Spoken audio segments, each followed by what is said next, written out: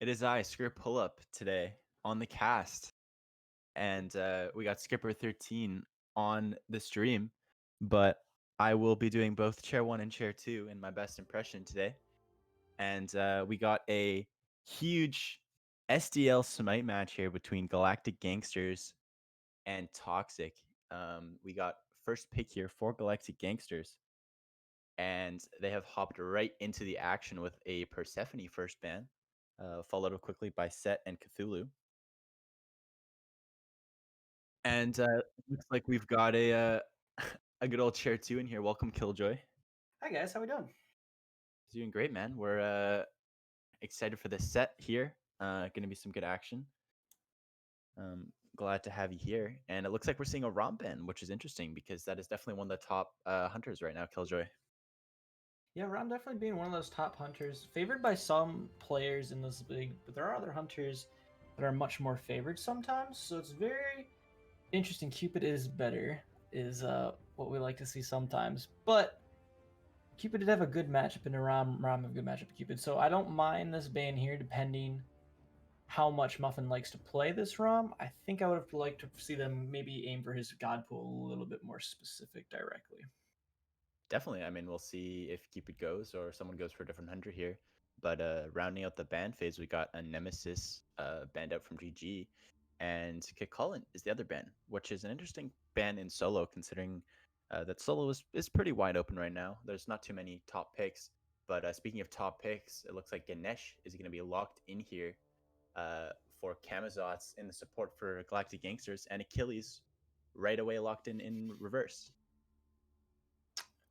Yeah, I mean, a lot of teams have been valuing this Ganesh very, very highly, and Ganesh does a few things really, really well. He can just kind of lock down an area and not let anybody use any abilities, which, depending on team comps, could be really, really good. And the Achilles Cupid so far, I don't think he's going to do that much. I would like to see this team just draft around this Ganesh pick and just not pick any channeled abilities, like probably no Anubis's, no King Arthur's type of thing, which I do like this Achilles pick into it. Yeah, that's a fair point. I mean, the Achilles is always nice into there, and we're seeing Muffin on his little signature on her that he recently plays a lot. Cupid was selected, though, however, by Toxic. As you mentioned, the ROM was banned out, and they're going to take the Cupid, so it looks like they wanted their choice of preference in that ADC lane. Yeah, Honor has a decent matchup into Cupid. He can use his ult, so he doesn't have to burn beads. The only problem with it is he's not able to jump out of the ultimate using his ult, which he will end up taking the full fields of love damage. So there's a couple different hunters that can adjust to that Cupid ultimate on her. Probably not the best, but still a really good matchup into Cupid. Yeah, for sure. And we've seen Muffin play aggressively on the Honor, so it's definitely a matchup he'd be comfortable with. So we'll see how he can handle in this game. But Nike is the other pick locked in from Galactic Gangsters, and that Nike is going in towards that Achilles. They wanted to take it before the second ban phase. So Nike will be an interesting pick here, potentially by Poppin Nike. I like the Nike because it also kind of flexes out right now. They could still run in the jungle. Most likely will go in the soul lane, as you had mentioned. But it does give that just extra flexibility just in case maybe the other team decides to ban out two more junglers. Hey, we already have a Nike. Let's pick this up, and then we can go for a King Arthur ourselves that hasn't been banned out yet. And that could be a really strong front line. For sure. And as it stands, we've got both teams selecting the same roles so far with the tanks and the ADC. We've got junglers and mids to come up here, and Raw made it through the first ban phase, but he is going to be banned out here in short order by Toxic, as well as Banjo's Loki has been banned out. And a Bastet is an interesting ban here, not someone we see too much of. Yeah, Bastet being banned out here is definitely a different ban, followed by the Apollo. So probably thinking of an Apollo jungle here, which isn't a bad look here. They know they draft a Fafnir. They could be looking for a second auto attacker, so they could look for something maybe in the mid lane here too, with a more ability based hunter. But just going back to that Bastet, it's very weird ban for me, unless if she does something into the team comp that they elect to draft here, or maybe they just really have problems fighting into a Bastet and they don't want to worry about it.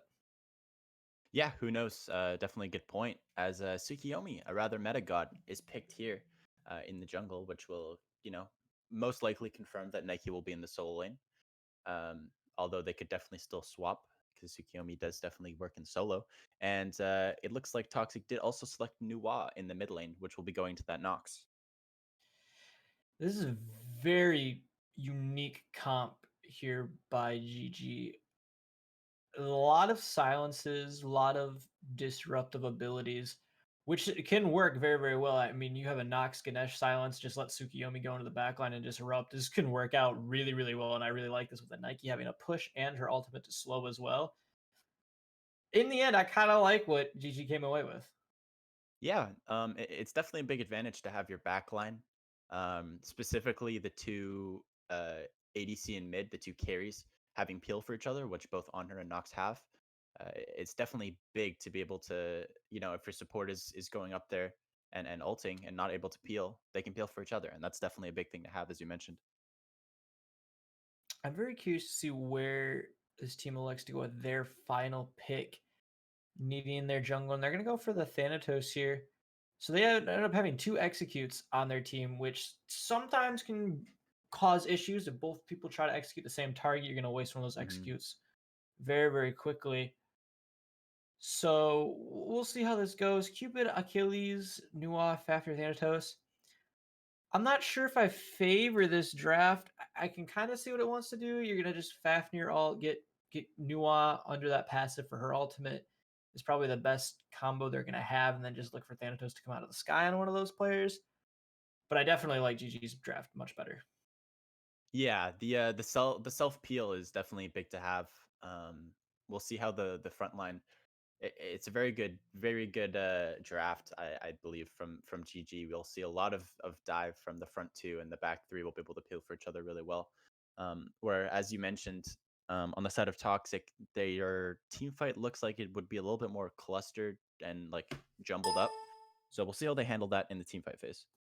Yeah, Toxic definitely will want to look for these kind of in the jungle, get a couple picks here and there using this Cupid ultimate on top Hmm. of one of the executes. It's going to be their best look in the early to mid game. Going into the late game, it'll be very, very hard for Toxic to pull out a team fight that goes successful as if it doesn't start straight up in the jungle. Yeah, definitely. You could definitely say that Galactic Gangsters have the team fight comp, and Toxic is a bit more of a pick based comp, especially with those two executes. I definitely agree. Yeah, well, we'll be getting to this game super shortly here, but do you just straight up prefer Galactic Gangsters team comp? Yeah, I think I really like what GG's comp wants to do. They're having a lot of just hard CC that will lock down one person, and you're able to dump your buttons into it. I mean, you find one good on her pin, that's going to open up the Tsukiyomi stun or a knock silence into a knock grab, which is going to open up tons and tons of more CC, or Nike jumping in, knocking somebody up. There's another good grab for the Nox. They have a Mhm. lot of really good setup for this Nox, which is going to help them, I think, do very well into this team comp that Toxic has drafted. Yeah, for sure. And you mentioned it before, two silences in that back line. So it'll be really difficult for the two frontliners from Toxic to get in behind with all those silences coming at them. I'm very much sort of looking forward to how this dual lane matchup goes because we did talk about the on here and the Cupid, but I'm more curious on this Ganesh into the Fafnir. I feel like these lanes are going to have a lot of aggression on both sides, so it could be a very fun lane to watch. Yeah, yeah. It looks like it's going to be a really fast paced duo lane with the picks. I'd really like to see some aggression from Muffin on her because you know what aggression can do in these sort of games. It's such a big tool to have when you can just make someone super scared of you and jump right at them and just make them panic. I definitely agree with you there. I think this is going to be a high aggression lane, and I really want to see Muffin get out and get ahead because if he can get ahead Uh-huh. of this Cupid, he's going to be in a much better spot. Yeah, for sure. Definitely agreed. The on her is definitely someone that thrives from ahead, and it'll definitely be big for that on her to get ahead, as you mentioned. Just heading into a quick pause here, as I believe got one player just handling something on the way there. But you did mention before that Toxic has a bit less of a team fight oriented comp. Is there anything in particular you would think that Toxic has to do in these team fights to maybe make them go their way, despite maybe having a bit less of a team fighting comp? I think Toxic just needs to find an opening pick and then take the 5-on-4. Having numbers Mhm. is always a good fight. If you're going to have a 3-on-2 in one lane, you're going to want to take that, especially with kind of the pick oriented comp they have. I mean, you're going to have 2 executes, so why not look for this pick? So Yeah. as I was saying earlier, with these jungle fights, find these tight corridors, drop the Cupid all in, burn some beads, burn some relics, and then Mhm. just let Thanatos and Achilles just go in and clean up with their ultimates, because you're going to do a lot of damage off of it, especially with Nuwa. They have a lot of low health confirm. For sure. Yep, definitely agreed there. You did mention before the combo with the Fafnir and the Nuwa plus an execute. That's definitely going to leave someone with their head scratched, wondering how they went from full HP to literally executed by someone with an execute. So hopefully Galactic Gangsters can cope with that, because it's not a fun thing to go from 100 to 0 like that. Oh yeah, not at all. You want to be able to at least get off some of your abilities, but if you don't even see it coming, I mean, you got Thanatos landing on you at the same time and Achilles also, you're probably not going to have time to even react at that point. For sure. Yeah, it's and that's what, as you mentioned before, not getting off any damage. That's, something that could potentially lose you a game if you have a full kit of damage that you're not using and you get deleted right away. Yeah, and they definitely need to look to do this onto that Nox, because Nox is the one character on the side of Galactic Gangsters that is going to be channeling most of their abilities. Hmm. Banjo on the Tsukiyomi, yeah, has the 2 that looks for the stun. A lot of people will look for that already, but this Nox, that's the one they need to disrupt. If you can disrupt the Nox, these team fights are going to go much, much easier for you. Yeah, definitely agreed. And I mean, on her is on her. He's an ADC and he's just gonna do damage with his basics He's just anyways. gonna hold So left click. He's yeah. just there. He's gonna hold left click. And he's got a So CC mute ult, so it's like you're really gonna try to lock somebody down that's just gonna dump more damage into you for trying it. mhm. Definitely gotta lock down that Nox. Yeah, for sure. It looks like we are heading back into the game now, which is nice to see, as we've got the boys finally buying their relics and starter items. But it's definitely going to be an interesting game. As you mentioned, I think the ADC dual lane kind of pace will dictate how this game goes, because some games, start off pretty slow, others go a little faster. And I mean, depending on the pace of this duo lane, I think it could really start something up here in terms of pace. 100%. And just looking at some of these starting items from the 2 carries, I mean, Anher's going the meta Hunter Blessing into Devourer's Gauntlet, but Cupid is going into the Hunter's Blessing Transcendence, which to me means that this Cupid wants to look for an ability-based Cupid build. So he's going to go for probably some more heavy hitting items and not as much attack speed, which means he's going to heal for a lot, but he's not going to be putting out as much damage as fast as most hunters will. So the Honor might have a slight advantage here until about that Odysseus' bow comes online, if that's where the Cupid is looking for that. Yeah, no, definitely agreed. That's a good point. Definitely not something you see super common on Cupid, because you definitely want to have that life steal, and I mean it's got to be followed up by some sort of Aussie or something to get you some sustain if you're not building it. Yeah, that's kind of what's nice about Cupid is you can go this Transcendence build and still relatively be okay. You just have to be more aware of the trades that you're taking. With Devourer's Gauntlet, you're kind of just gonna start taking trades, and you're just like, I'm just gonna keep healing as I'm autoing. Whereas now with this Transcendence, you're just gonna take the trade, and then you're gonna turn around, throw your hearts, and go pick them up. Well, it looks like we're getting some instant aggression here in the dual lane side. Ganesh picking up a quick root on that Fafnir, as we do unfortunately have the player health bars off for the moment.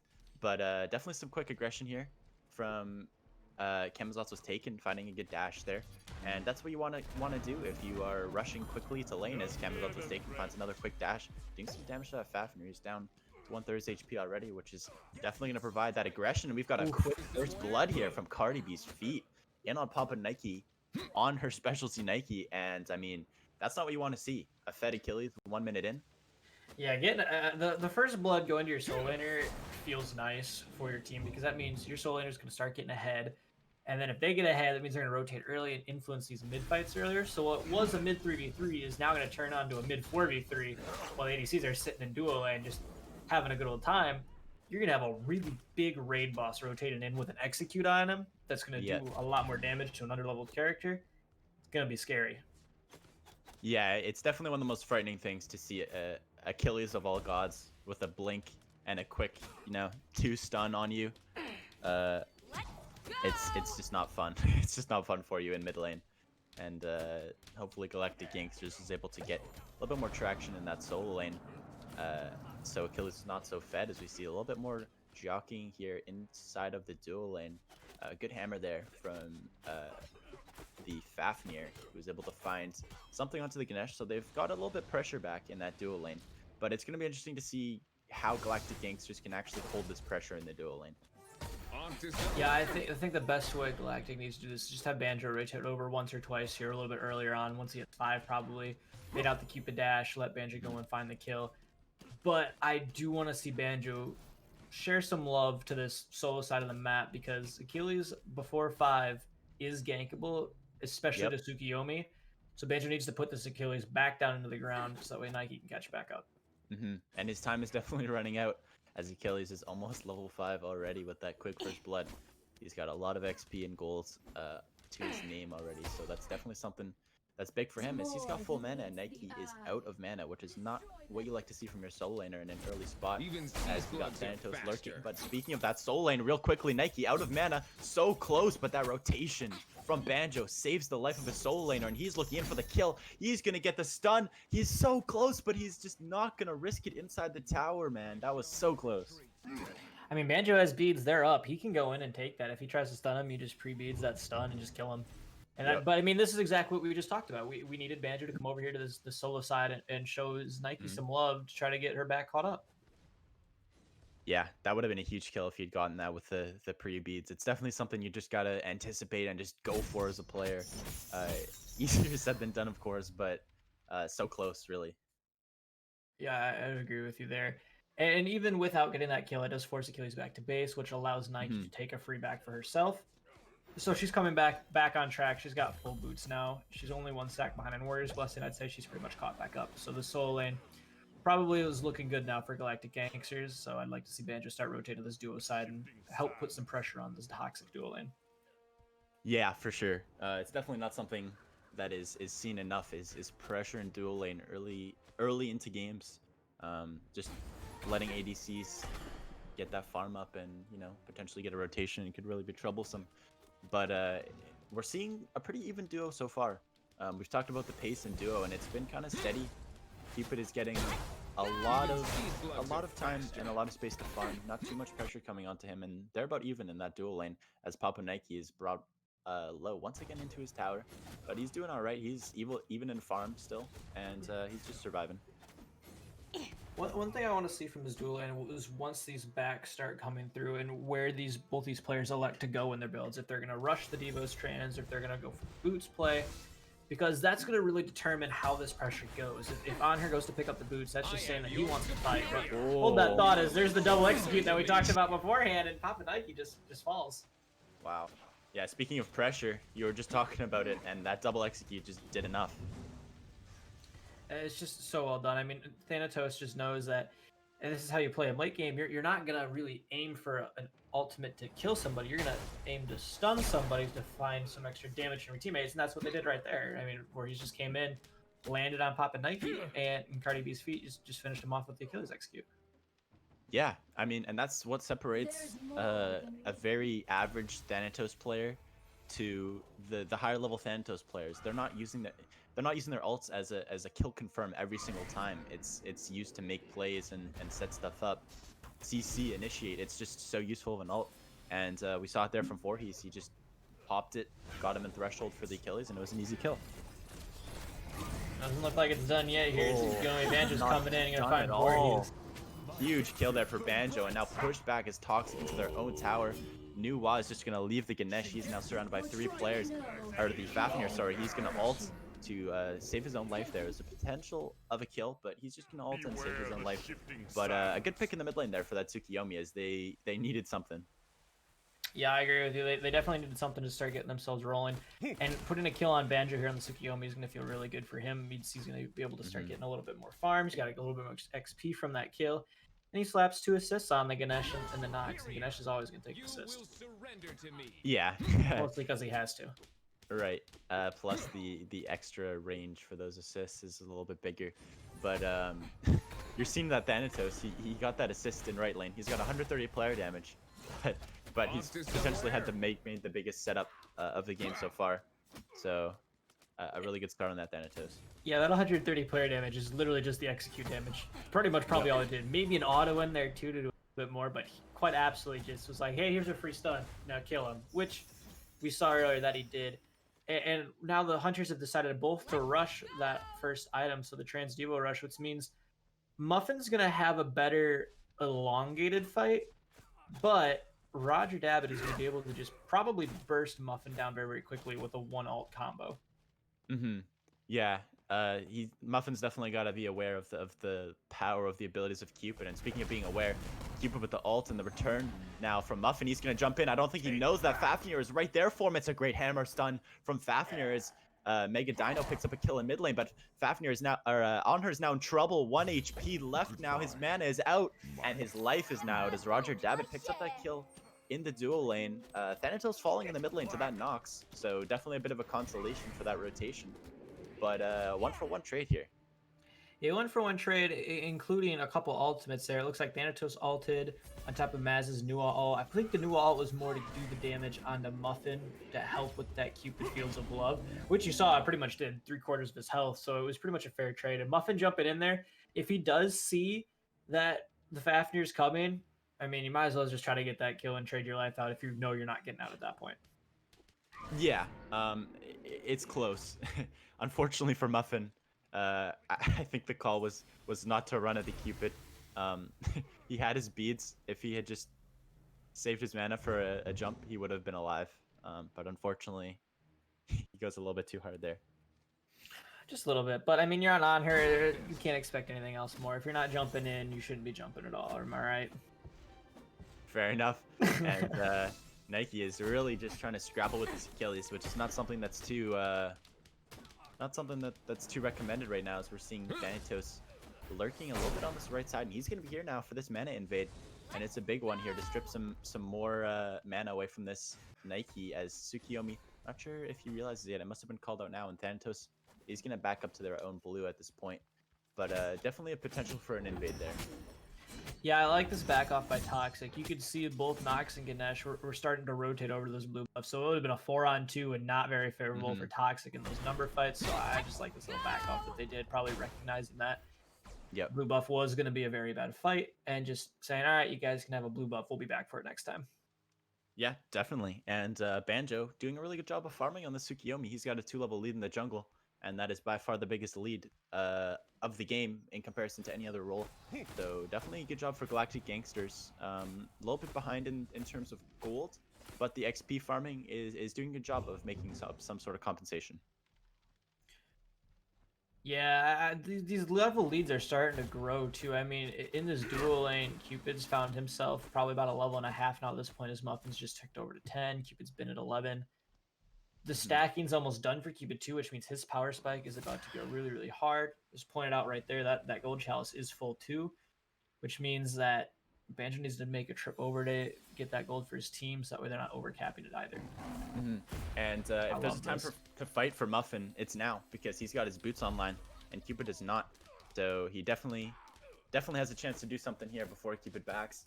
But once Cupid backs, it's going to be a little bit tougher for him to do some damage, as we do see Banjo lurking that left side, maybe looking to pick off Roger Dabbit before he can get his hands on that second relic that will really help his survivability here. He is lurking deep inside that tower, and he does indeed have his ultimate. He's going to use it right away. He takes off only 1 shot, unfortunately, and that's not ideal, but he's going to get the kill. He's now super low for this execute. Thanatos is hovering, and he is going to finish him off.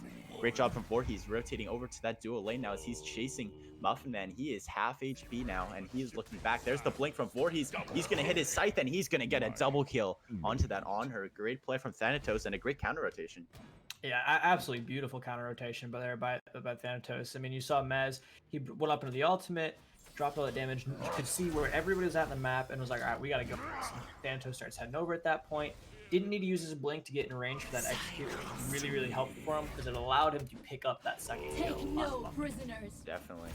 Some good aggression here now from Chemazos was taken, but he is just up way too far, and that Achilles execute is up. Just when you think you've dealt with the executes from Thanatos, there's one more, and it's on Cardi B's feet. He's going to be able to pick up that kill on Ganesh, who was just a little bit too far out of his tower range and took too much damage here, and that's going to transition Toxic right into this Gold Fury.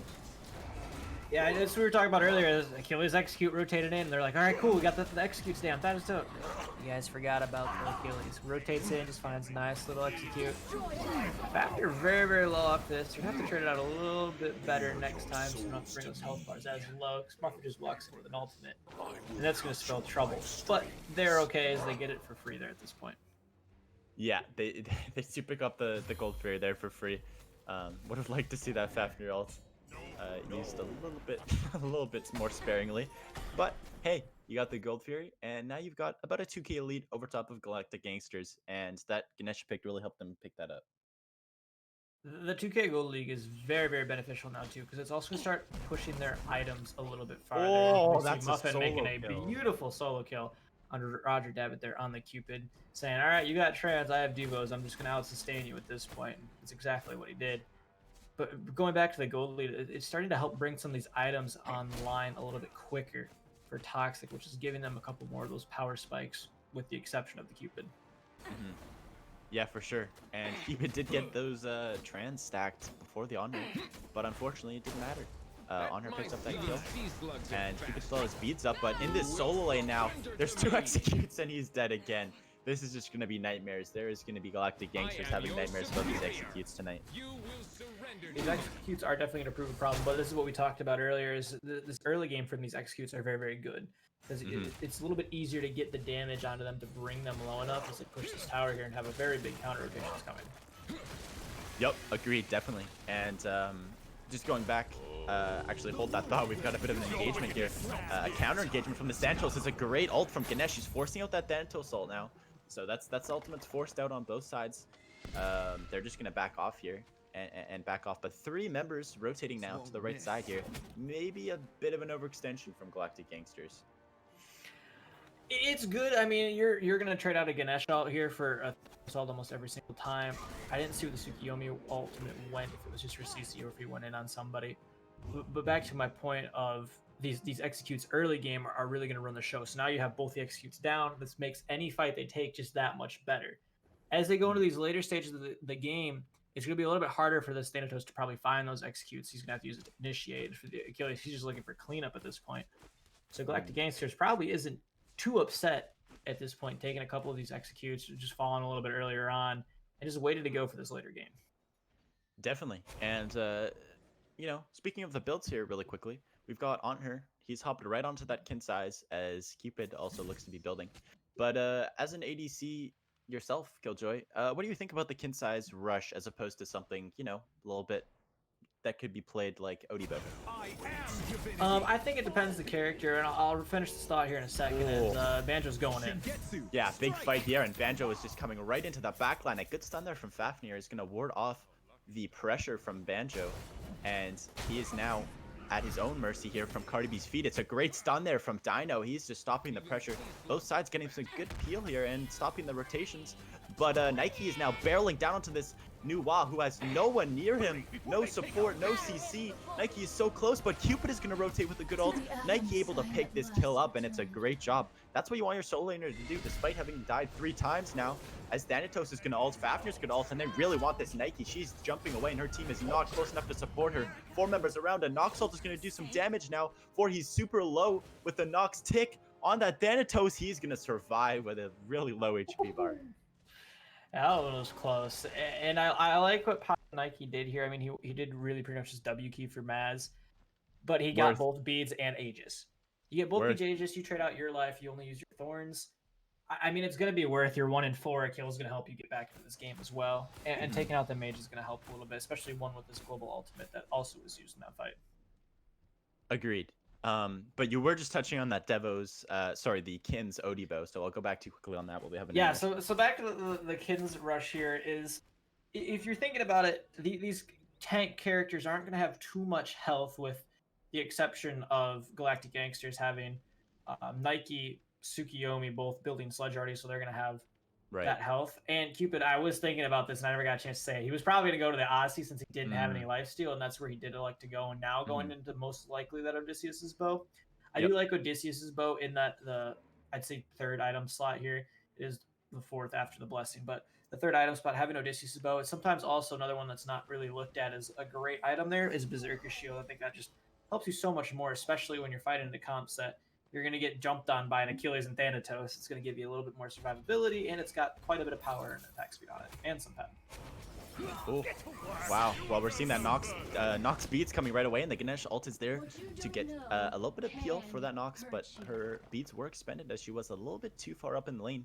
Definitely a good pick there from Toxic, able to get that beats, but Galactic Gangsters really coming back with some golden farming here, as they are now basically even in terms of gold. The 500 gold lead is really only the difference in pots or rewards for an extra team, but this gold lead now looking to be expanded upon by Toxic. They're onto this Oni Fury now, 50% HP, and they've got really back here no zoning at all happening from Toxic, as Galactic Gangsters are going to be able to just walk right in and contest.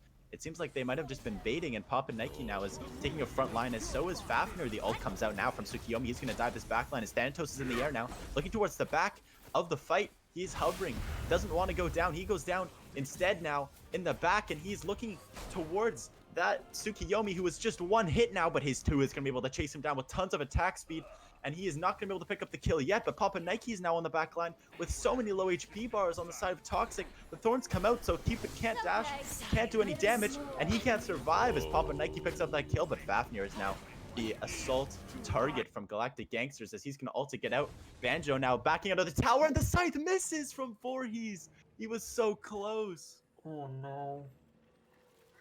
Oh, that feels so bad if you're Voorhees. He's just back and he has no idea you're there. Just coming back in, chucking a quick scythe. Cool guys don't look at explosions.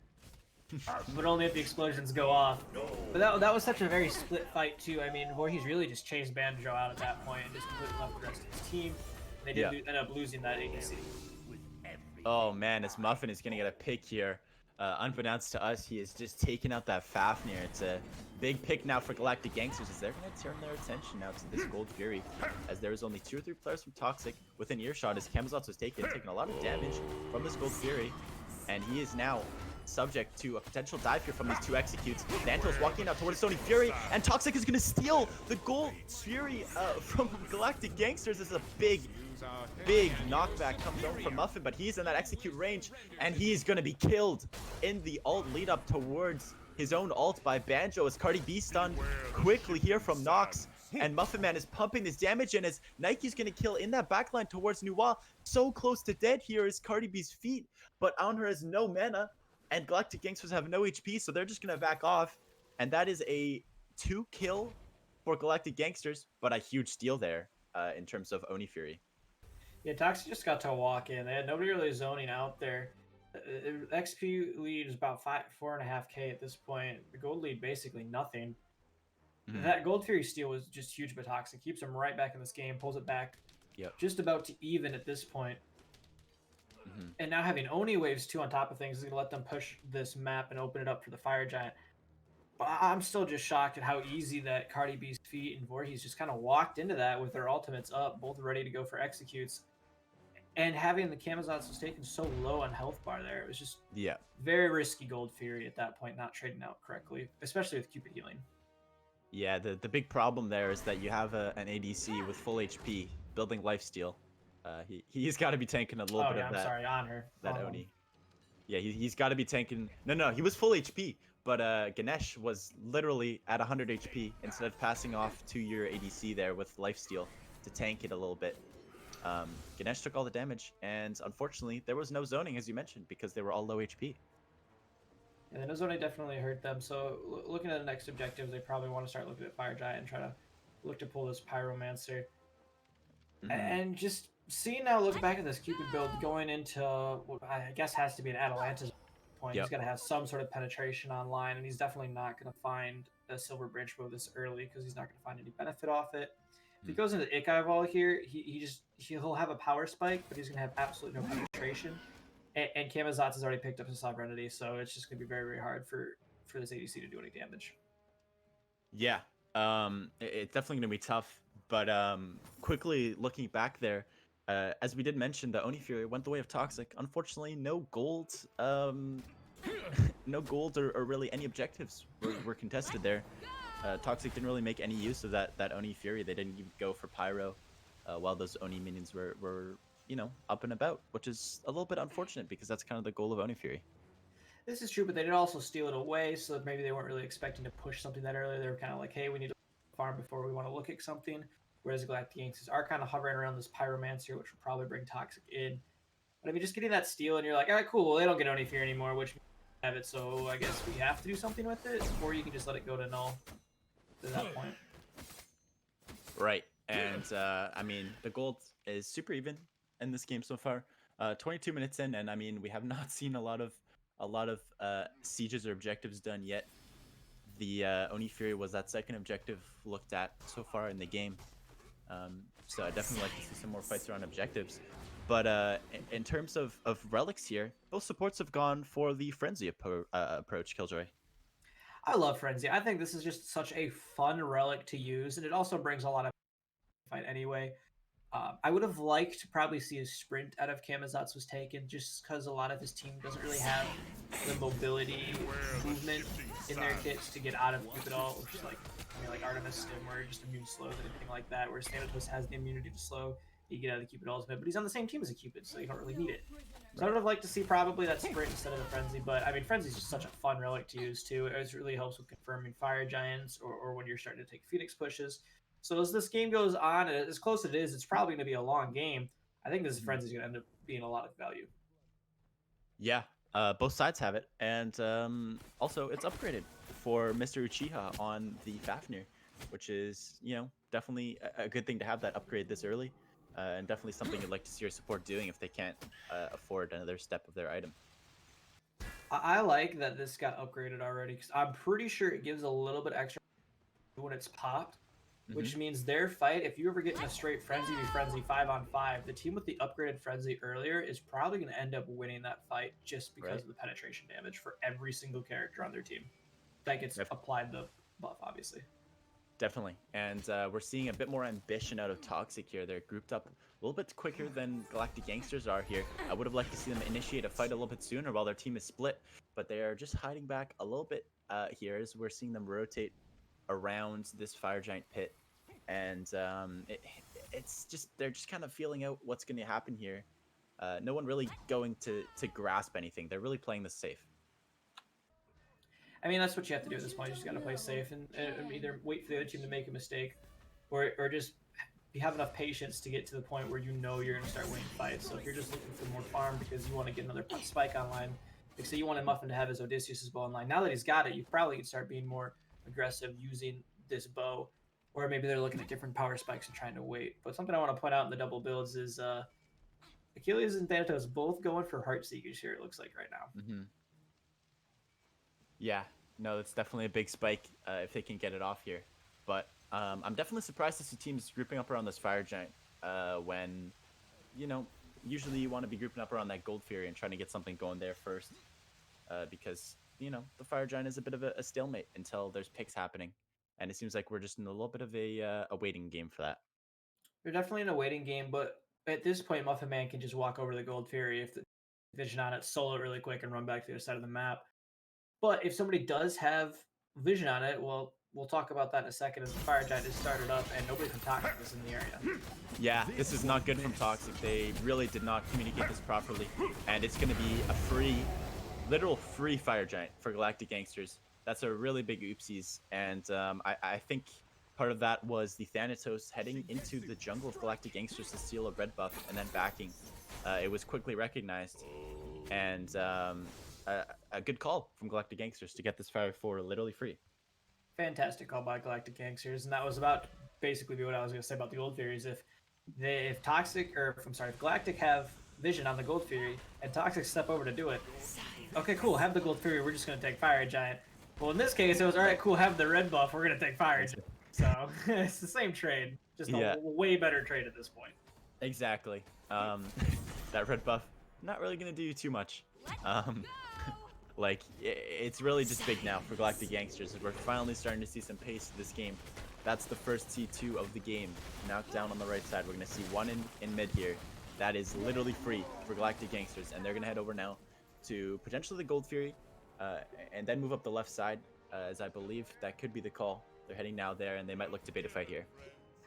I like this, you know, just go right to left, get the towers, find the Gold Fury, get the extra gold, probably look for a reset then, and then push this left end really, really hard.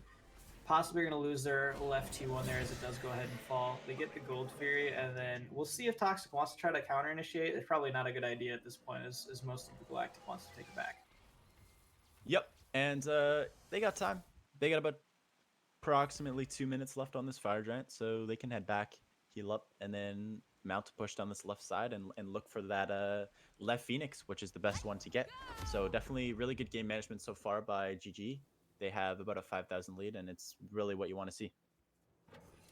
And in the wise words of Mifflin, this is basically a 10k gold Fire Giant at this point, so you know, Toxic's just a really bad spot. But it is about a 5k gold lead. They have Fire Giant. They can start looking for this left-hand Siege, and I do like the Siege potential from this Galactic Gangsters roster, having the Nike being able to jump in.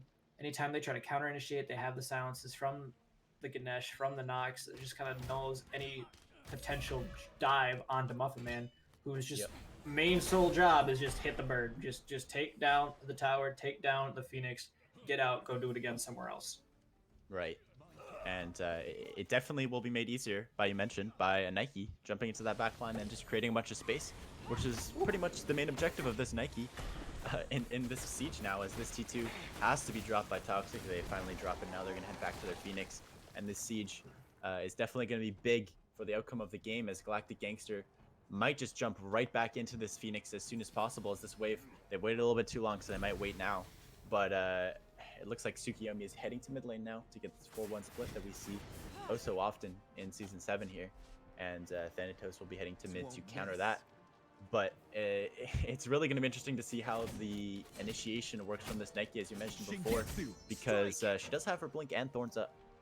So yeah, looking at everything, full relics, full everything, but ultimates, abilities, they're ready to go. So it's just going to be really interesting to see which team wants to initiate and how they want to defend. Here they go. There's that initiation. A 3-man knock-up from Nike is huge.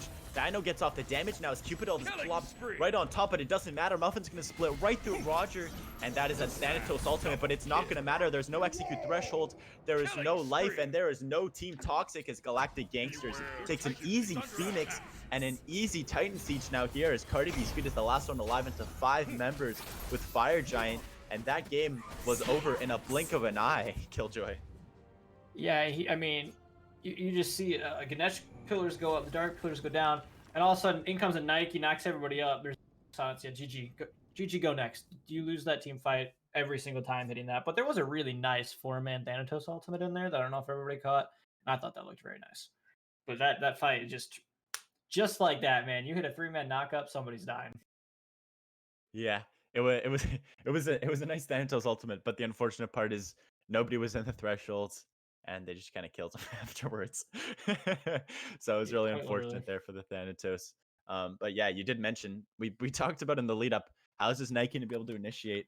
And I mean, what more can you ask than a 3-man knock up with Ganesh walls all around you? Yeah, that 3-man knockup really just kind of said that Phoenix was dying, and then at that point it was just, okay, cool. We killed 4 people. This game's over now. We're just going to go ahead and walk in and kill the Titan here. Yeah. It was just great by Nike there on the Nike. For sure. Really passive game, as you can tell from these stats in a 30-minute match.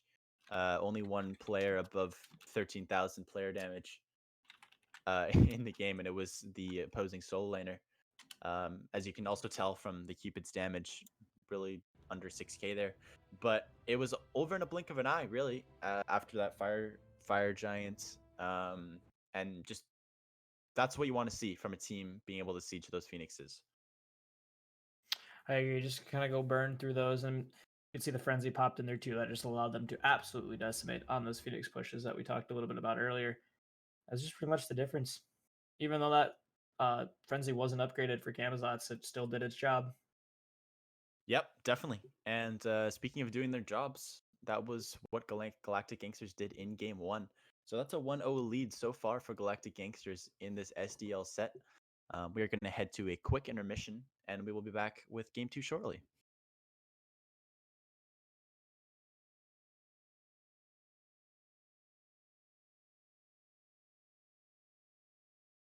All right, welcome back, Reap Smite League. We're here after a short delay, and I am back with a Sam Cobra in chair 2. Hello, Sam. Hello, Skur. Yes, I'm taking over for Killjoy. He graciously subbed in as we see some picks and bans coming in. And we'll hop through those real quick. Some meta bans. And what kind of things would you like to see adjusted from game 1 to game 2? It was definitely a good set, but I believe Galactic Gangsters really just kind of got away with a really good draft phase. Really good team fighting comp. It was just better in terms of team fighting than the toxic team comp. They were a little bit disjointed, and I think it had to do a lot with the 2 executes they had on their team. Yeah, very strong. Make sure that you don't really feel safe, especially Thanatos execute having a threshold that does go up over time, making that ult more effective, as opposed to most other execute characters who have kind of a static threshold, such as Achilles. We do see some of these bans onto things like Persephone, which I question sometimes, especially at this level of play. Not to say Persephone isn't strong, but she just requires a good amount of skill and has otherwise a pretty low win rate. We see the first pick Ganesh does let through a lot of the stronger meta picks, but if it's a comfort pick that they don't want to get taken off, then let them have it. I mean, well, we saw Camazotz was taken on that Ganesh last game. It was first picked for Galactic Gangsters, and now with the first pick themselves, Toxic ran it back with a first pick Ganesh of their own.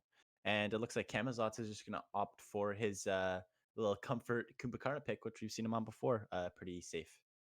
And I like the Apollo pickup. I don't know.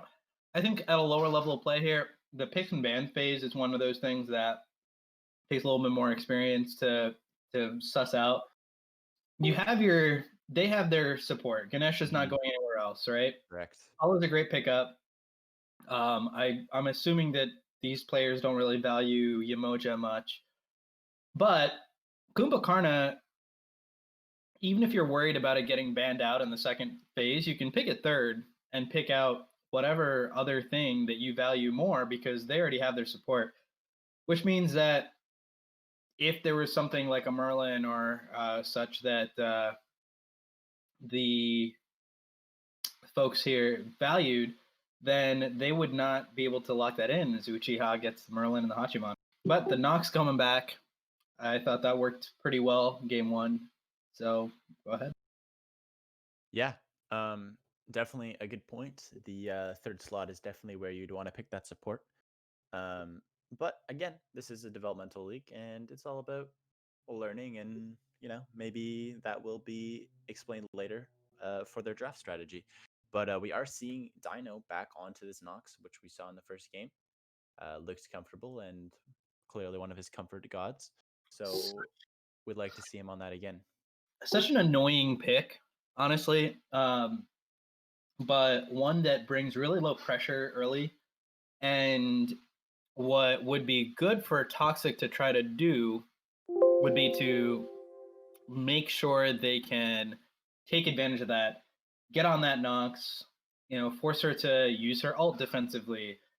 She is so valuable when she comes into team fights and can ult everyone, and now everyone's doing 40% less damage. That's giant. Well, it looks like Galactic Gangsters banned away that Nike from Papa Nike.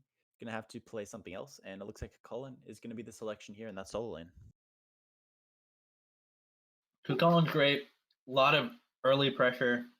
He basically wins lane up against most other gods that we'll see. But can be a little vulnerable as we do see the Achilles come back. That was run last game to decent effect, but just I think their late game team fight kind of fell apart. So we'll see what this Achilles can do. Again, Nox is really good at shutting down a lot of frontliners because once you have to step into that circle, you can't use your abilities. So it can be pretty annoying. Achilles not super ability reliant, but still decent enough. Yeah, definitely. I mean, we've seen a trend in these drafts so far from Galactic Gangsters, and it's a very self-peel reliant backline. With the Nox on her last game, we're seeing a Nox and Apollo this game. Kumbhakarna is there with the CC, and it's going to make it super hard for the front line to get back there and do some damage. And it looks like they're going to run back with the same front line. So I would have liked to see some other picks come out here from Toxic, because they were not getting in very easy in the team fights last time. And another thing is that Kumbhakarna with his passive is kind of a soft counter to execute characters because yes, you land on Kumba, but he'll just go into his sleepy time passive, and then you have to spend whatever amount of time auto attacking him to finish off the kill, which can let him get away with a lot of things that you wouldn't be able to get away with any other character against these executes. Right. So definitely a tower diving potential is a little bit brought down, as we do see Raven locked in here to be the jungler for Galactic Gangsters. It's going to be Banjo on that Raven. And the team comps are now finished. So what do you think about this, Sam Cobra? What do you think about the two team comps and what's been done differently? I think that I do like both comps. It's going to be very difficult for uh, Toxic to be confident contesting an objective, but if they get to be on that objective without contest, then they can burn it very quickly. Hachiman gives increased attack speed. You have some decent auto attackers as well in Thanatos and Achilles, as well as Merlin Burn is unparalleled. However, if there's a fight going on, the disruption that Kumbhakarna, Nox, even Apollo with his mez can bring, that can be pretty effective in preventing easy objectives. Right. And it's also worth noting that the Merlin Secure isn't the greatest in the world. So there's definitely some room for potential objective steals. Absolutely. With Nox being able to ult from far away makes it that she doesn't even have to get in close for an objective steal potentially. As long as they have vision, I want to make sure that Galactic Gangsters has good amount of ward vision so that they don't get what happened to, they don't get done to them what they did to Toxic last game. Yep, for sure. And it's going to be definitely something to keep an eye on, is the pace of this game. We saw the first game was quite very slow and passive from both teams. Not a lot of objectives forced, not a lot of fights forced. Very methodical approach, and not a lot of fights happening at all. The player damage was very low. So we'll see. I think the forcing some stuff could do good for the aggressive team, and I'd like to see some teams get aggressive here. Yeah, I would like to. Right now, we're, I think, waiting for Muffin to load in. But in terms of these dual lane matchups, generally Kumba Apollo should have dual lane pressure if they're able to have Banjo rotate over, capitalize on that. And the problem is Merlin's going to have mid lane pressure over Nox for quite a while. And that means that it's really going to be up to Banjo to kind of carry that mid lane forward so that they don't get invaded. Because that 2v2 in mid is very scary with a Merlin and a Thanatos against a Nox and a Raven. Raven's fine. Raven's going to be fine, but then it's going to be very dependent on what that mid lane does in order for them to have enough space to maybe make some impact on these side lanes. Because both these side lanes, while there is a slight advantage in the push of Galactic Gangsters, I would say, just because of Apollo passive and everything, it is still tenuous. And if there's a rotation coming out of mid lane early, that can make a huge impact. Right. And we are going to see some early pressure, I believe, from this Apollo Kumbi duo, which, as you mentioned, will have a little bit of pressure. And we did see them in the last game skipping the Harpies to go right towards mid for pressure. We'll see if they do it this time. And it looks like they will, as the clear was a little bit slower from Toxic, as Galactic Gangsters are going to get that early pressure in the dual lane, which will hopefully be capitalized upon. So it looked like Kumba tried to get the Ghost Minion. I'm not exactly sure if he got it. We'll see once they clear that wave. Yes, he did. The problem right in. There's a double stun from Kumbi, and lots of damage being done there. Tons of damage. Muffin Man getting his passive off, getting a lot of auto attacks in, and there's that pressure we talked about. But the problem is that Kumba's level 2, not that scary. What is he? Okay, he got his dash. Okay, who cares? You know, Apollo's level 2, pretty good, because once he has his dash, he can dash in. He can then like be in position to auto. He gets his passive up. So this is kind of like, it doesn't really, it kind of shakes out evenly, but you don't get the benefits of using the Ghost Minion start with this comp with Kumba and Apollo, because it's better to have both of them level 2, just have both of them get Harpies, because now they lose pressure here.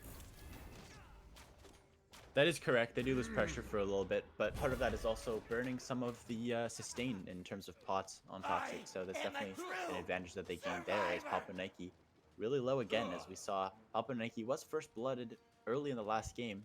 He able to survive this time, but safe to say that you don't want to fight Cardi B's feet early, as he is clearly a lane bully so far in this set. Yeah, absolutely. It's interesting to see that this Kukulin, Papa Nike decided to go for these multi-pots.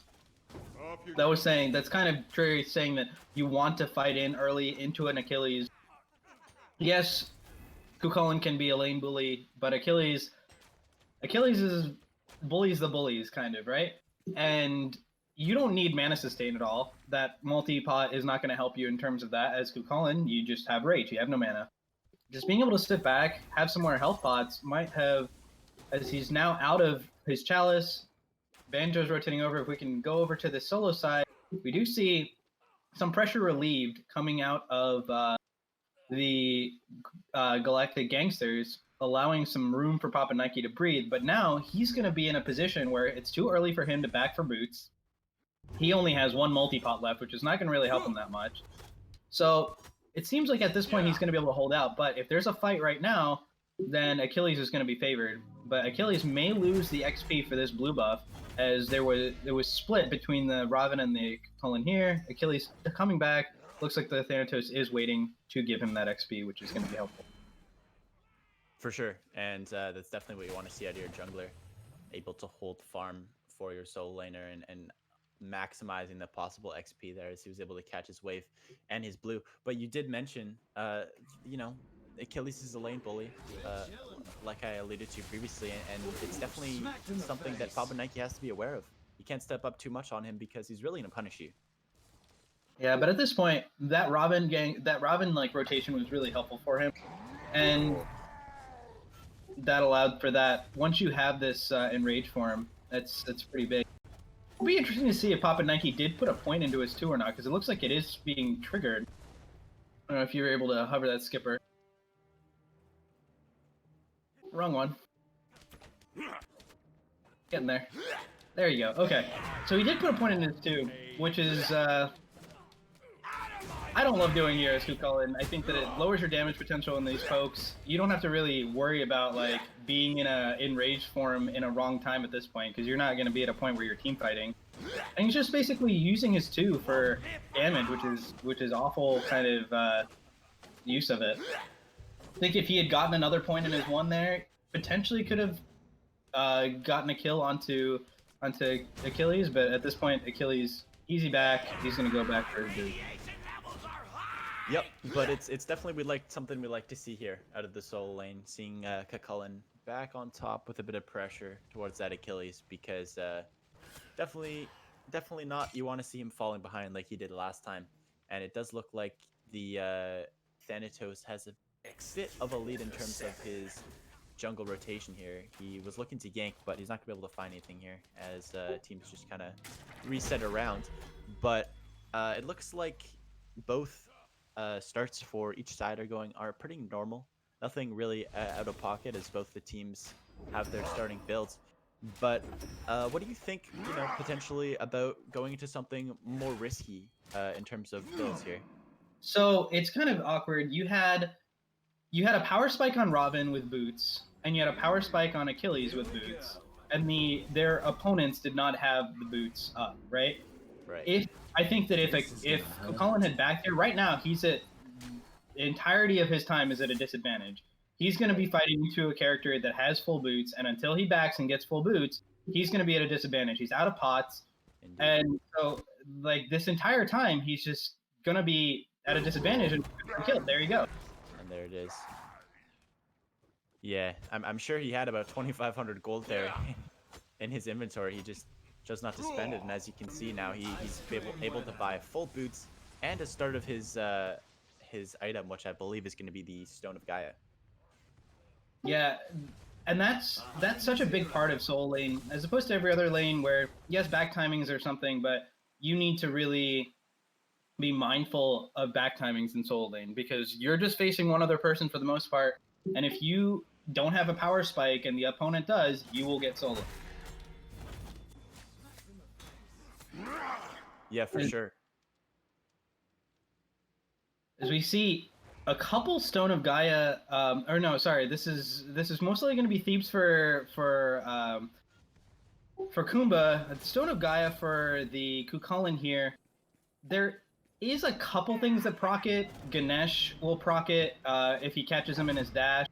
Merlin can proc it with his arcane form, but not a ton to proc this Stone of Gaia that Papa Nike's going. Maybe that's what he's used to, but I don't think that's a great. But it's enough to get him out of that execute threshold. So fortunate for him is now Robin ults in, but it's not really going to get anything. Yeah, Banjo with the rotation there, able to put a bit of pressure onto the Achilles, but he's just going to turn around. A little bit unfortunate, not able to catch that execute on top of Papa Nike. He got him really close and was literally about 20 HP away from getting him in that threshold. But unfortunately, didn't come off for him. But, you like to see it. And that was the difference of that little tier 1 Stone of Gaia pickup. Just the slight HP that it gave you, that's what saved his life there. Mm-hmm. Still, I don't think it's a great item at this point to pick up. He's already a level behind. Chalice. I know, yeah, right. Man, but it's been a again, I've talked about it before, but the passive starts here are really evident. We're in 8 minutes once more, and we've seen only one kill, and it was a solo kill. So definitely very, very passive play, especially in this ADC lane. I swear we haven't been over there since the very start of the game. So these guys both just farming really, really silently, building up their stacks. But I'm not sure about you, but I'd like to see some more aggression here from these teams. Yeah, I mean, it's got to be on the backs of these junglers, right? Thanatos, not sure what he's doing on this side of the map at this point.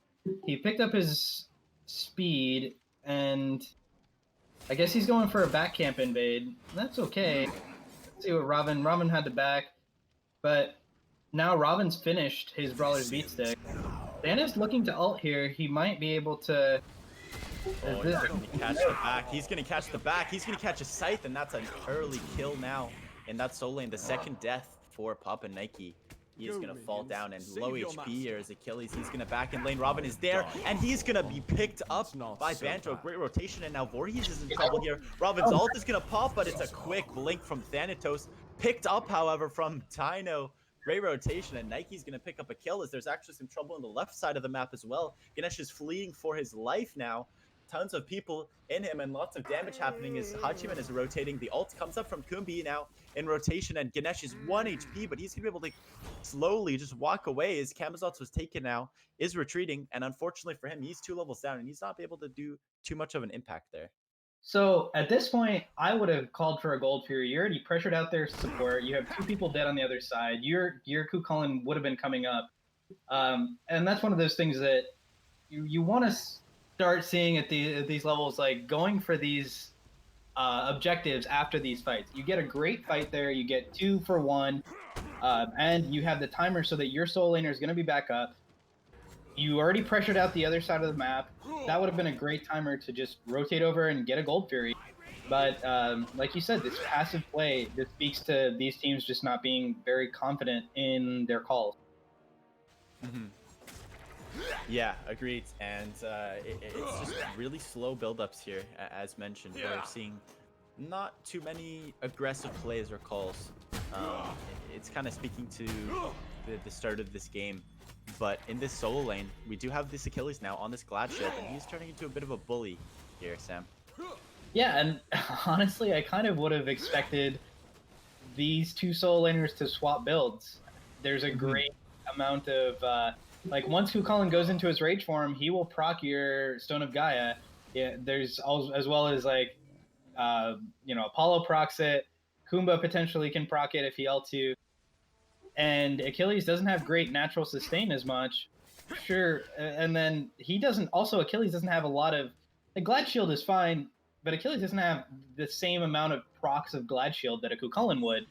So, I would have liked to see these builds on the opposite characters in their lane opponents. But now, a 2-level lead in the jungle means that it's really going to be Galactic Gangsters that can potentially be aggressive, and they have a 2K lead to go along with it. For sure.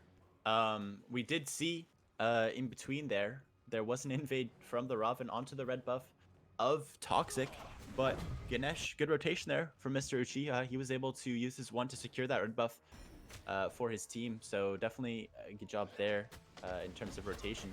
But speaking of rotations, we're seeing some now from both sides as Ganesh and Nox are both here. Ganesh caught up a little bit far as the team Galactic Gangsters now is just heading back. Little small skirmishes here, so nothing too crazy, not a lot of commits, and the ultimates are just always up, it seems. Successful blue buff invade though from Galactic Gangsters. The jungle rotations have not been on time for Thanatos, and so that means that Achilles loses that buff. That means that even though he had pressure here, he is up in kills, he's up in levels. That little bit is going to be a bit. It's forced out Hachiman ult by Apollo. Apollo not choosing to commit to it, just saving his ult up. But yeah, just defensive ults for the most part. Yeah, great pressure there from the Apollo, pushing down onto that purple buff. And he didn't have to do anything. He just kind of showed up, hit him with a bunch of damage, and made him ult away from him. So that's definitely what you'd like to see out of your Apollo. And since he has ult, maybe he could do some sort of rotation to help the team start something up here. Yeah, it is surprising. You do pick an Apollo who's such a mid-game monster with the ultimate. He can rotate into any team fight. And there's a couple ways to deal with that, right? If you're on the side of Toxic, you want to be fighting where the Apollo is. That forces him to use his ult defensively, if anything. As now we get a kill onto Thanatos. Looks like he was up by the oracles, and now Apollo's in the air. He's looking to go in maybe on this Ganesh. Yeah, he's going to dive backline here. There's the dash. He's low mana, though, unfortunately, from that lack of from his ultimate. But there's a big root there from Dino, and 1 basic is needed. It's going to be enough to pick up that Ganesh. And Muffin Man picks up his first kill of the game. And I was talking about it earlier. He can use that ult to help, change a team fight. And he did it indeed. He's now level 14 in 13 short minutes. And they are looking now at this gold tier, the first objective of the game, as Merlin is now rotating over with his own solo laner who is here, and Galactic Gangster solo laner isn't here, so this is an advantage now for Toxic because they have an extra player in the game. Low HP bars now from both the support and mid lane of Galactic Gangsters. This is going to be picked up quickly by Toxic, but they're going to drop it, and this is a bit of a disjointed team fight now as there's 2 low HP bars here, and Nox is deciding not to back. She's super low HP, but Kukulkan is now wrapping around this left side as Thanatos is clearing the wave and right. He's looking right onto this Merlin, who is just going to flicker away, and the teams will disperse once more. Yeah, once you see this Thanatos, I don't know if they caught a glance of him on the minions or not. Once you see this Thanatos, that gives you a lot of confidence on the side of Galactic Gangsters because you know you have a numbers advantage. But this Kukulkan is staying over here by gold. They need to do something with this. He's already lost that tier 1 tower, both of them down on the solo side. But he's going to be giving him farm. He's going for the purple invade, it looks like, but he may get caught out. Yeah, there's the blink there from Kukulkan, and I was going to say this should be a pyro call from Toxic. They do it indeed, as they were both still on that right side and the jungler and solo lane are both on it.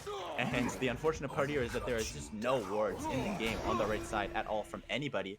And it's just free for Toxic. There's no vision. And it's going to be placed down here pretty free for Toxic to pick up some nice gold. Yeah, I think the Galactic Gangsters there should have taken that fight. Yes, they had a couple members that were low, but there were only 2 people in that initial gold period, but now they're looking to try to bait it again. They do have the Oracle Vision as well. Kumba's starting it, and looks like Banjo is looking to do the red buff invade. He gets it successful, but they're just kind of posturing for a fight right now. And here comes the fight indeed. Ganesh getting a great silence off now onto 2 players, and Banjo's going to have to force his ult backwards, and so is Kumbhakarna now as 2 ults are costed just because of the pressure forced so low in HP is Banjo. He's going to have to get out of this fight as the strength is now on the side of Toxic on numbers. They've got a bunch of people grouped up, but Papa Nike is just running at all of them now as Apollo's in the skies to support. He's going to pick off Thanatos now as Roger Dabbitt's got to go back on his horse, and now the mid laner is super low, and Muffin Man will pick up a kill. That's 2 now as Papa Nike is chasing down the ADC with the support of his Apollo. Heading him down now, super low, is Roger Dabbit hiding behind his tower, but Muffin Man is now taking these tower shots as these 3 players are going to meet each other now inside of their own T1, and they're all going to back here as this looks like it's a free gold fury for GG. Yeah, they choose to go for this gold fury, and I think that, like you said, it is free. They get the T1 too. Yeah, Toxic could have contested, but they choose to give up both. So they lose both the T1 and the Gold Fury.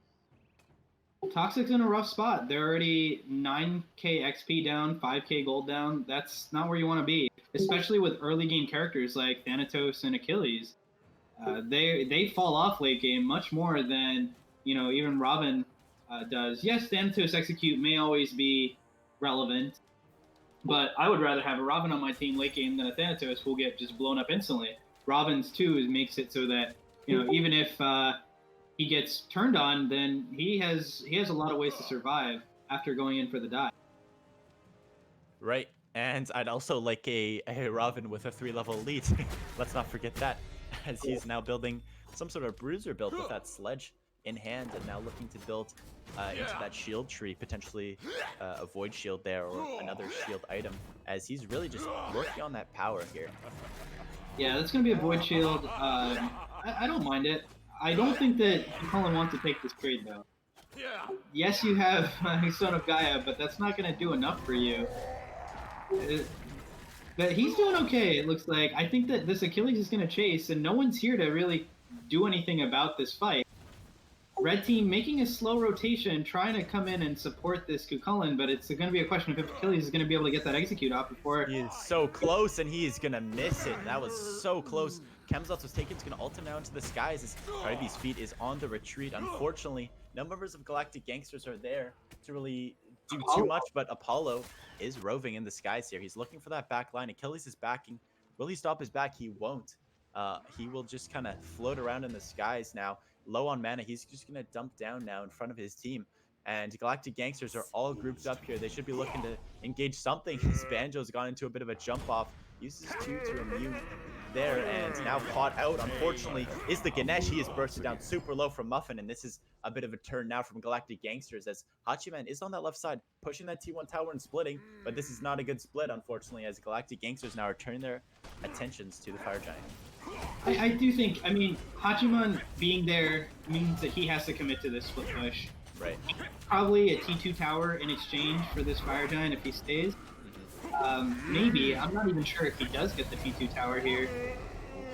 But this from Cardi B is just inting. Like, if you have that Hachiman there, you're basically saying that you're going to give up that Fire Giant.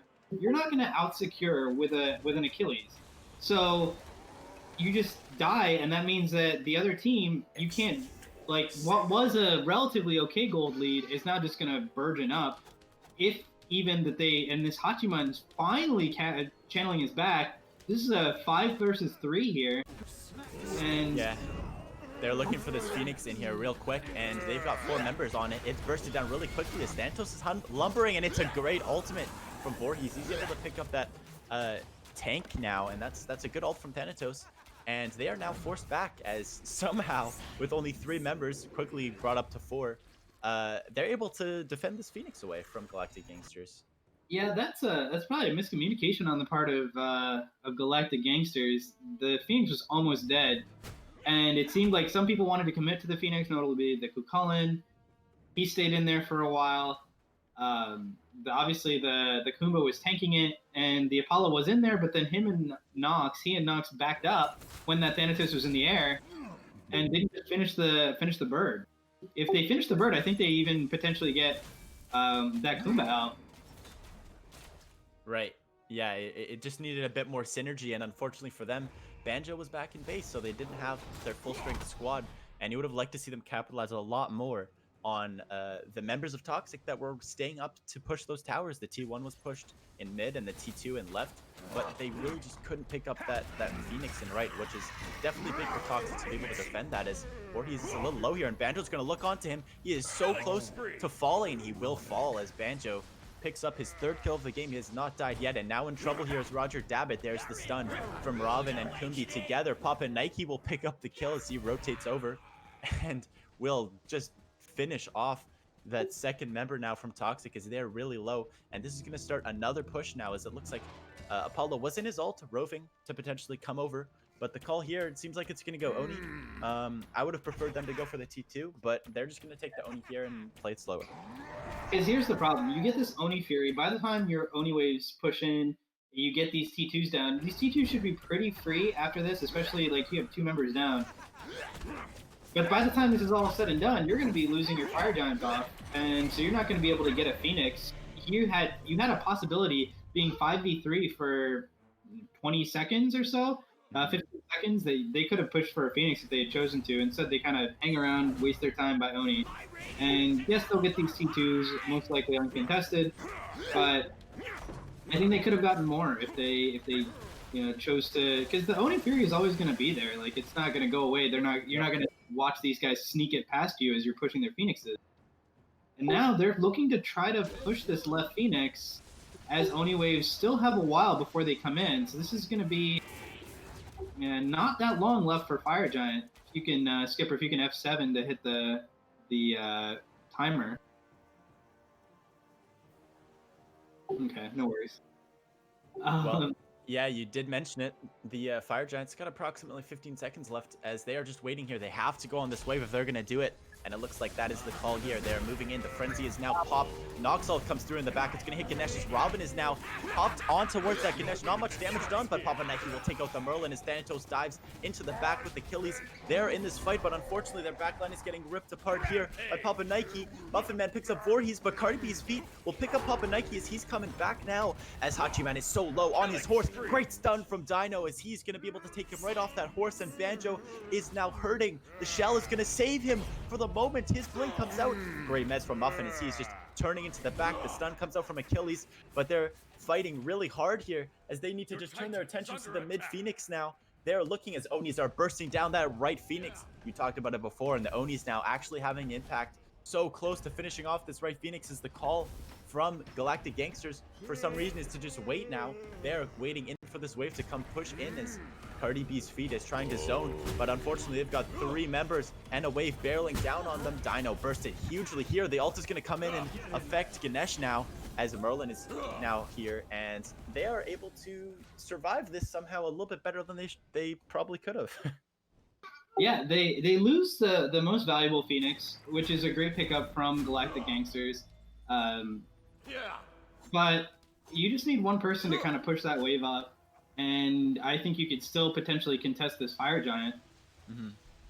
I don't love seeing this Ganesh over here. Okay, good. He's backing. They have to realize that you only need one person there for this Fire Giant, for this wave. Merlin's going to be more than capable of handling it himself. Everyone else needs to be there for this fight on fire, because it's still going to be dicey to pull this Fire Giant. Yes, you have better secure, but if you have people low, you have double execute on the side of Toxic, it can really, that team fight can swing very quickly. We'll see. You have a bunch of people kind of lagging on this left side. Hachiman Merlin. This makes it a 3v5. You have to. Oh, he's stolen it! Voorhees has stolen the Fire Giant. He is completely 100% inted for the Fire Giant, but he is successfully inted, and he has stolen that Fire Giant away from Galactic Gangsters. Wow, I was about to critique them for not being fully on board together as a team for making the play, but he's done it, and now Muffin Man is dove with his ult down from the skies. He's taking a lot of poke here quickly, and Toxic now do not have Galactic Gangsters do not have that Fire Giant for this push, but they do have a numbers advantage. It's 5v4, and they're looking to head right into this siege, really quickly into this mid tower. There's 3 of them, but Toxic is also here to defend. There is a quick shell and beads now on Hachiman. He's getting Doven from Kakalins, a 3-man knock up in the blink now coming from Dino. He's able to get his silence down. So is Ganesh, and this Phoenix is not getting bursted quickly enough from Muffin Man. They're focused too much on fighting here, and Dino is 1 hit, but he is going to be able to survive. Now, unfortunately, though, for Papa Nike, he may not be able to survive. He dashes away, and he is going to be okay.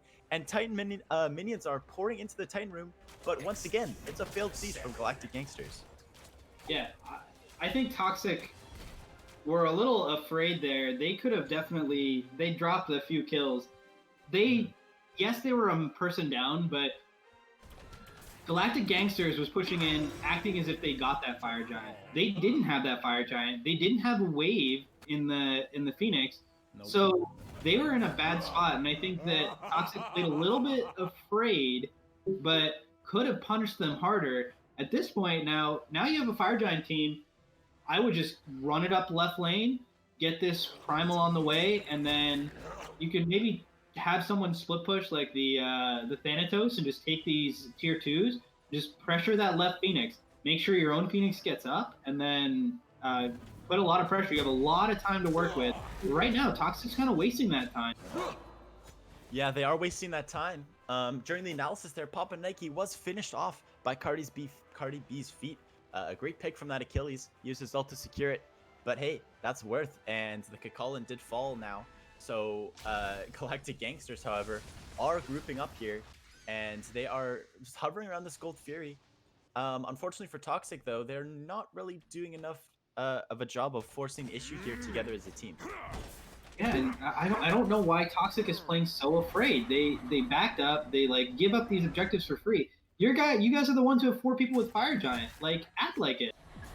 Well, acting like it now is Cardi B's feet. He's pulling this Primal as Merlin is getting some damage on it, but the ult comes now from Banjo. He's gonna ult, and it was most likely him that secured it with that ultimate on top of that Gold Fury. And this is not what you'd like to see if you're Toxic. You have Fire Giant, but that momentum swing is now coming, and Voorhees is gonna be able to get off his back just in time.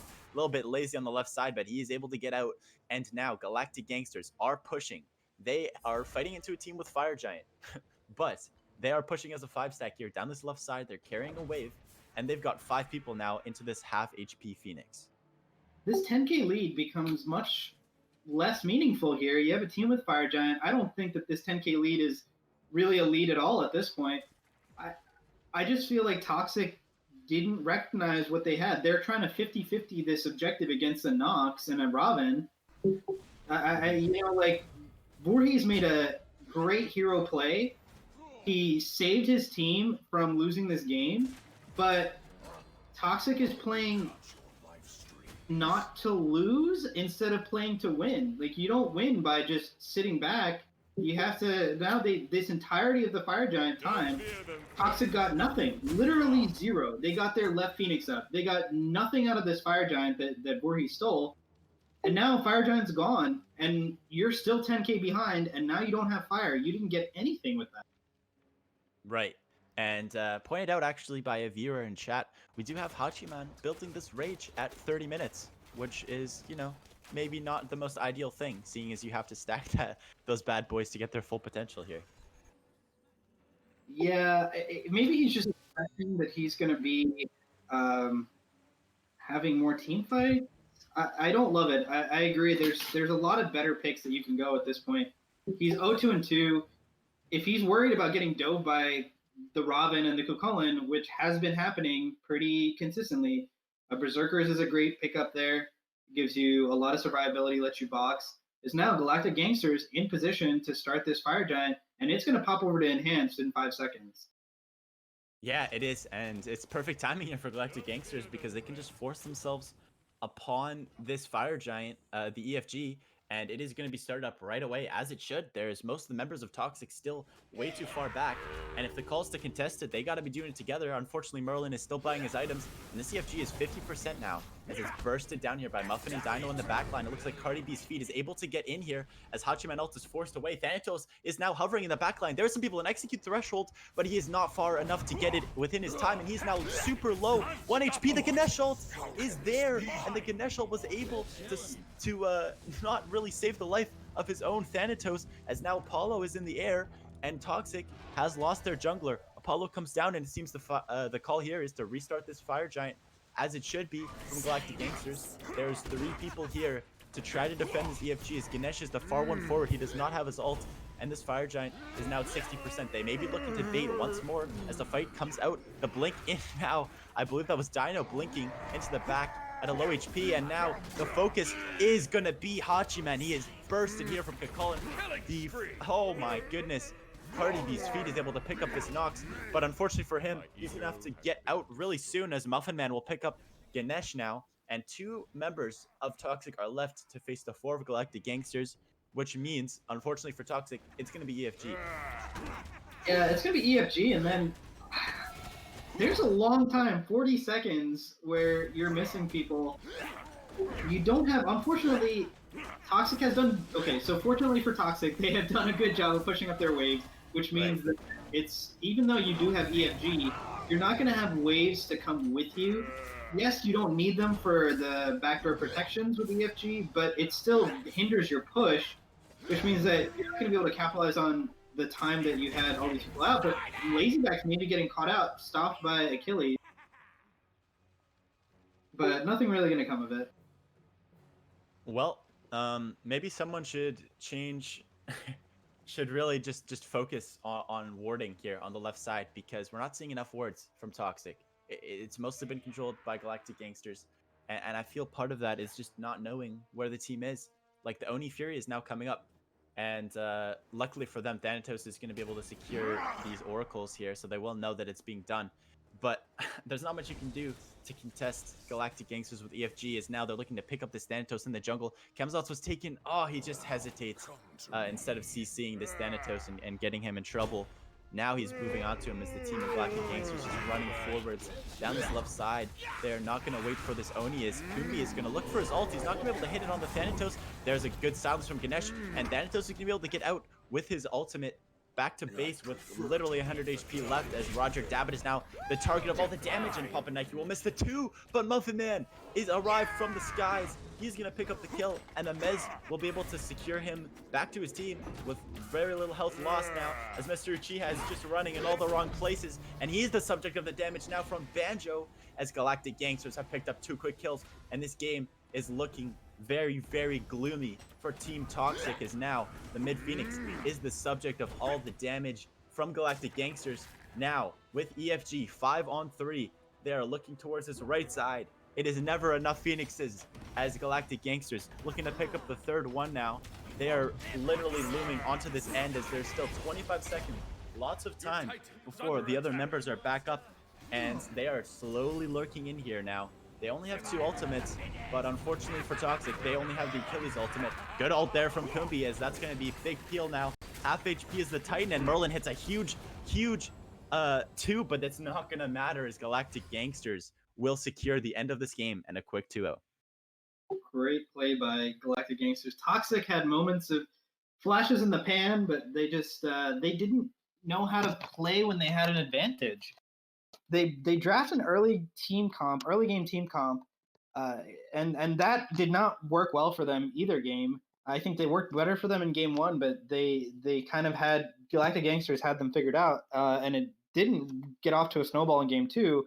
But then when Voorhees made that hero play, he got that Fire Giant steal, Toxic did nothing with it, and you can't win if you're just playing to lose. Right, and it was a good effort from Galactic Gangsters. They really took over in both games. Super slow starts, but I mean, hey, they brought it back with their late game play, and it just worked really well in both of those games. Yeah, and I think Toxic also needs to get a sense of what their identity is, because you're going these early game gods, Thanatos in particular, very heavily early game, and not using it. You're not going aggressive. You're letting Robin do the invading. Robin was like 2 levels ahead, and that's not what you need. Like Voorhees had one good play that kind of took away from, or not took away, but that made up for a lot of poor play early. If you want to, as a team, if you want to fight late and not be aggressive, then draft a team comp that fights late. Draft a team comp that does what you want to do, because it shouldn't be that you're drafting an early game comp and expecting to win in late game. Yeah, for sure. No, good analysis, and it was a good game from everyone on Galactic Gangsters. I believe we will be getting an interview really shortly here from one of the Galactic Gangsters members. I believe Kamazats will be joining us super shortly. But just in the meantime here, what do you think that was done here by Galactic Gangsters that really just secured them the win in these team fights? Because it was pretty close for most of the set. They had better team play. The entirety of the time, they had better team play. Cullen, even though he was behind, and I mean, there's little nitpicks that I have about his build, but his team came to his defense, helped him out to not lose relevance in that lane.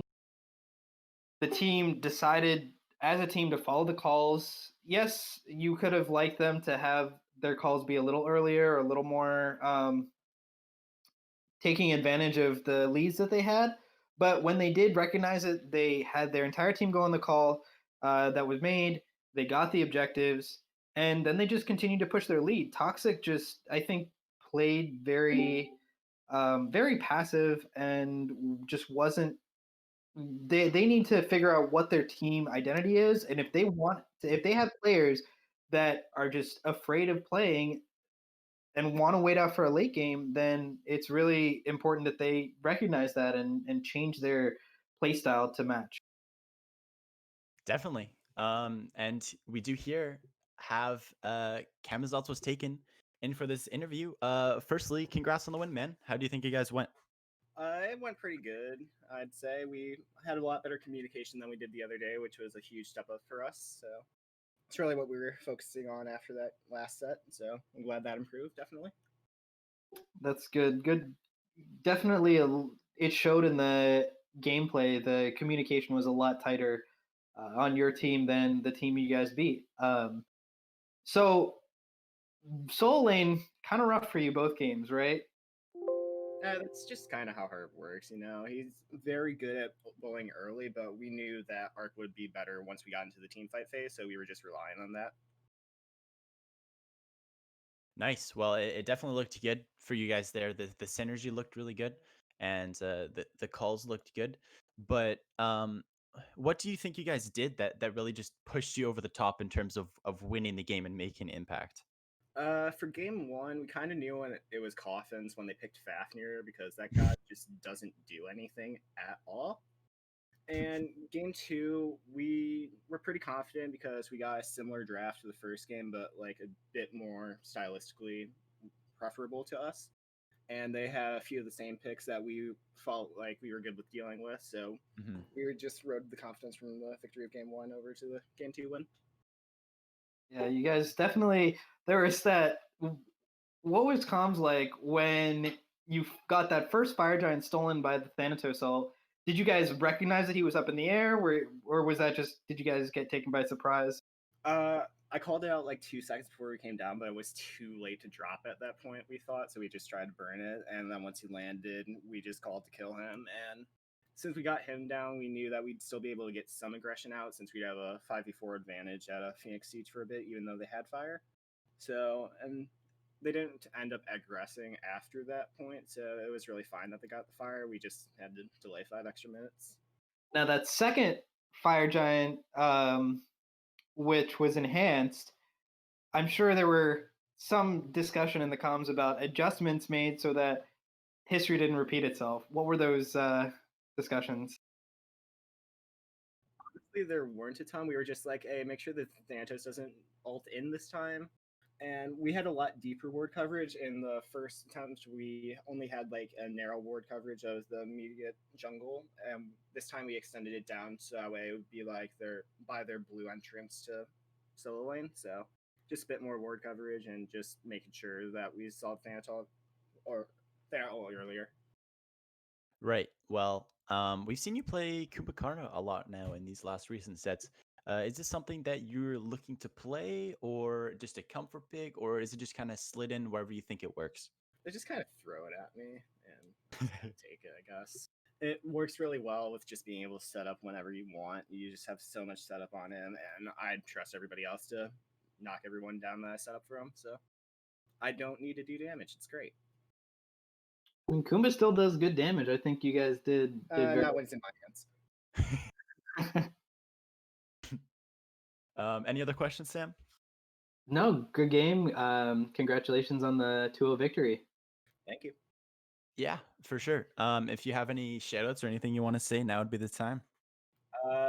Great job, the rest of the team. Free my boy Koku from Kings League, and yeah, that's it. All right. Well, thanks for that interview, Kemazots, and that was our SDL set here. It was a 2-0 victory on the side of Galactic Gangsters over top of Toxic. Definitely an interesting one, and it'll be nice to see what Galactic Gangsters will bring for the rest of the season. But it has been Script Pull Up on the Chair 1 alongside Sam Cobra, as well as Skipper on the Spectate. And we will see you guys in the next one.